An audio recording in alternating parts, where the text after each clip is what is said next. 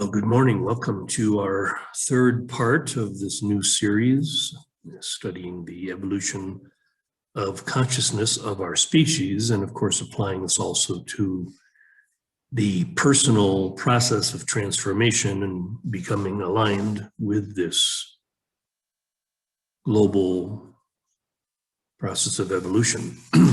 One of the things that I wanted to address today was in speaking last time about the emergence of A Course in Miracles is about the process of channeling.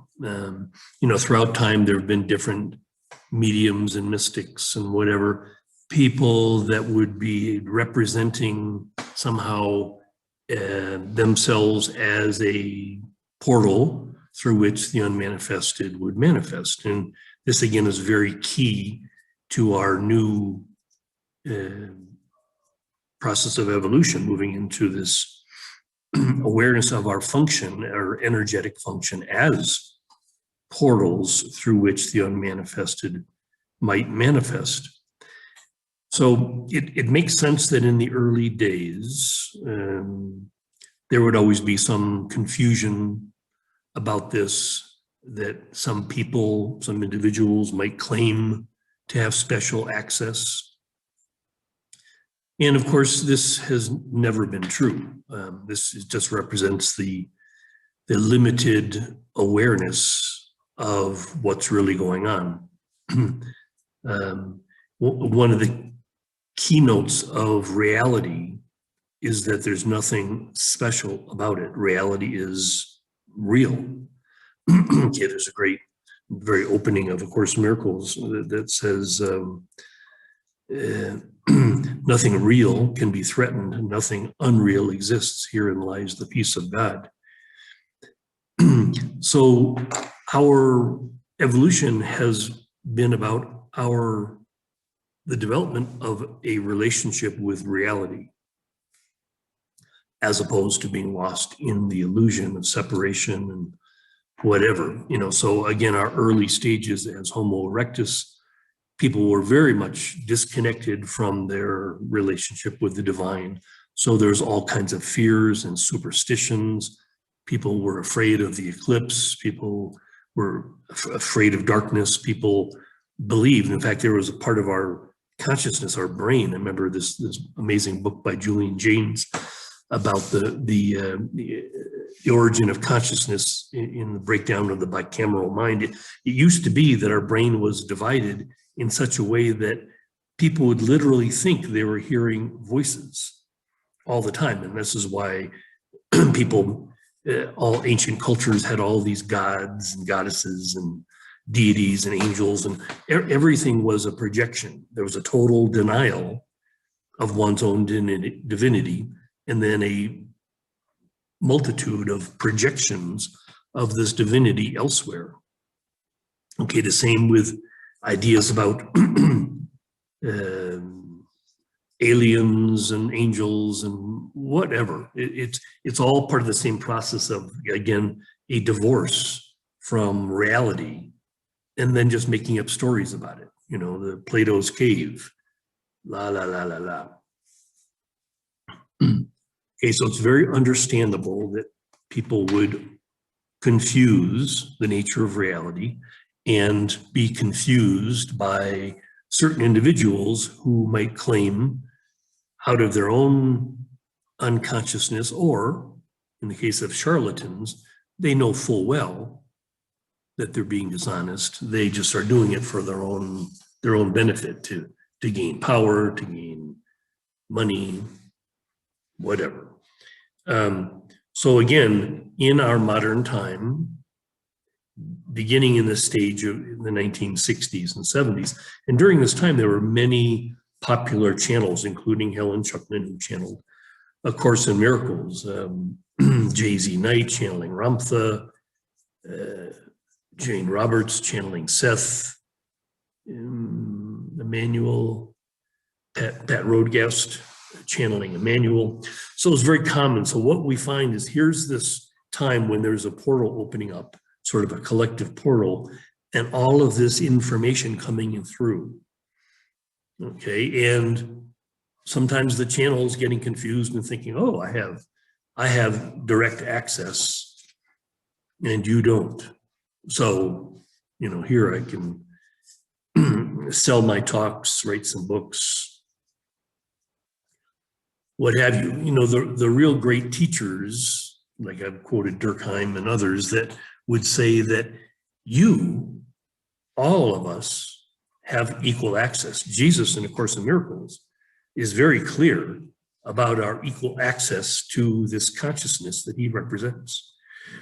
And the point of A Course in Miracles is to remove our obstacles to the presence of love or the presence of reality, that it might, again, use us for its manifestation in the space-time world. So, again, closing this gap is the process that we're about now.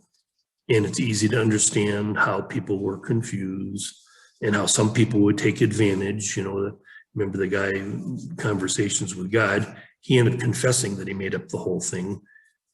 Gary Renard with his Arten and Persa, he actually confessed to a close friend of mine in a drunken state that he made up the whole thing. Later on, he recanted that confession and said, oh, no, Arten and Persa are real, and I'm the only one that they'll speak through. And it's, we'll get into the whole controversy around Gary Renard, but always there are charlatans, people who will pretend to have special powers, to have special access. None of it's true. So always, the great masters would always basically say, anybody that's trying to sell you something should not be trusted. That spiritual wisdom, spiritual truth should never be for sale. It's always freely available to everyone, anytime, anywhere. So just kind of look at the processes over the past number of decades where there's been all kinds of teachers, all kinds of teachings, all kinds of people looking to profit from spiritual truth. The whole shenanigan called The Secret was, a very huge blasphemy where this egoic agenda that is attached to gaining material wealth would use spiritual principle to sort of talk about, oh, you can align yourself with the power of attraction, and you can have the big house on the hill, and you can have the beautiful partner, you can have the fancy cars. And, hopefully you're spiritually mature enough to know that all this is bogus, all child play, all very adolescent. And we move forward, to forgive those that would allow a cult of devotees to develop around them. It's a very normal thing for an egoic structure to enjoy all of that attention, to enjoy adulation. Okay, again, I'm here to tell you that the real true teacher, like Lao Tzu or any of the great ones, would advocate being as common as a stone, and to recognize that spiritual wisdom, spiritual truth is as common as a stone, not to make it special. When you make it special, you separate yourself from it.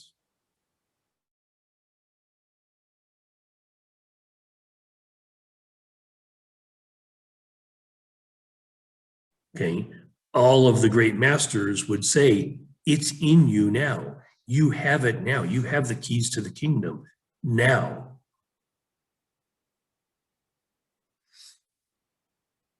So it's very important in my journey, for example, with A Course in Miracles.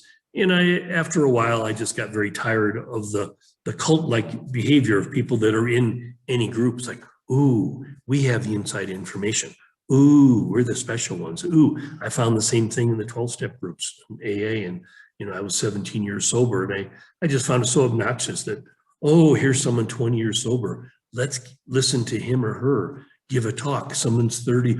Oh my God, 30 years sober. It's just so amazing. And there's a huge cult-like presence in the 12-step groups, meaning like you're either one of us or you're not. And so I remember just thinking, this is a bunch of bullshit. time to get out after 25 years in the community of A Course in Miracles. It was time to get out, no longer using that as my little handle, my little hang my thing out. Oh, I'm a master teacher of A Course in Miracles. Remember the master teacher himself at the Endeavor Academy? You know, these are crazy people. These are crazy people that would allow a group of students, devotees, to follow them, to look up to them, to call them master teacher. It's crazy. We are all masters. We are born to become masters, all of us. So it's nothing special. You know, I could say today easily that I identify myself as a master, and it's nothing special. I'm as ordinary as a stone. Okay, I think it was even a little playful action going on when I took this incarnation, given the name Louis King Bourgeois, King of the Ordinary. The point is the ordinary of us, all of us, the ordinary, have the opportunity to awaken and become fully realized, fully self-actualized. This is the intention of evolution, that we would accomplish this, not something special. Okay, no longer, this is again part of a new earth, is the recognition of this being the new ordinary.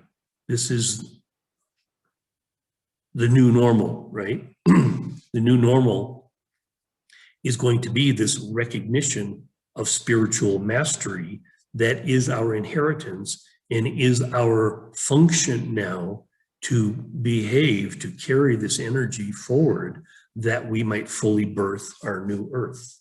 Okay, if we make it into some special la la land thing, we're still lost in this adolescent fantasy.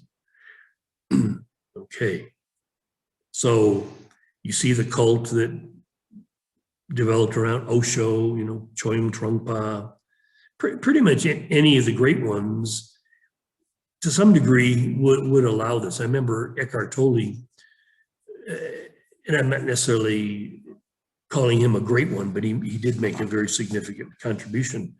I remember him saying something really true in his last retreat that he presided over in Costa Rica in 2002.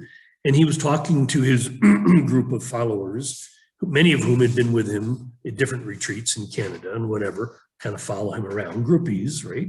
Everybody's going to have groupies, not me. I think I'm a special kind of master because I've got no groupies. I've got no devotees. It's really good. It's, you know, one of my great teachers said, you know, pray to stay small.